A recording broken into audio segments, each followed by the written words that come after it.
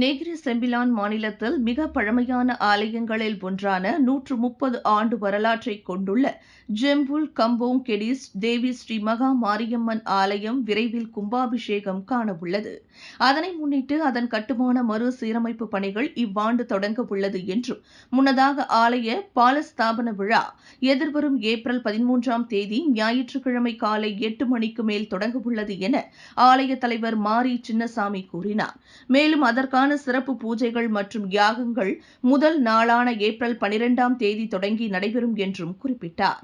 ஜெம்புல் வட்டாரத்தில் மிகவும் பிரசித்தி பெற்ற இந்த ஆலயம் அதன் திருப்பணி பணிகளுக்கு தற்போது நிதி திரட்டும் திட்டம் ஒன்றை தொடங்கியுள்ளது என கூறிய அவர், இக்குடியிருப்பு பகுதியில் வசித்து வந்த பல குடும்பங்கள் இங்கிருந்து வெளியேறி ஜொகூர், சிங்கப்பூர், கோலாலம்பூர் என வெளியிடங்களில் குடியேறிவிட்டனர்.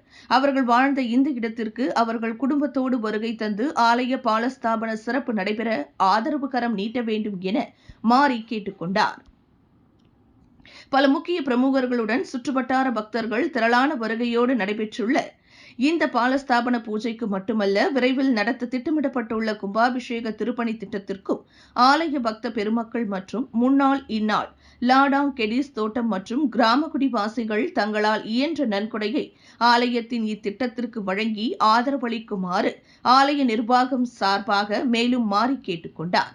மேலும் விவரங்கள் மாரி 0167621459 அரிகேஸ் 0165592902 அல்லது ராகவன் 0189485737 ஆகிய ஆலய பொறுப்பாளர்களுடன் தொடர்பு கொள்ளுமாறு தகவல் கூறப்பட்டது.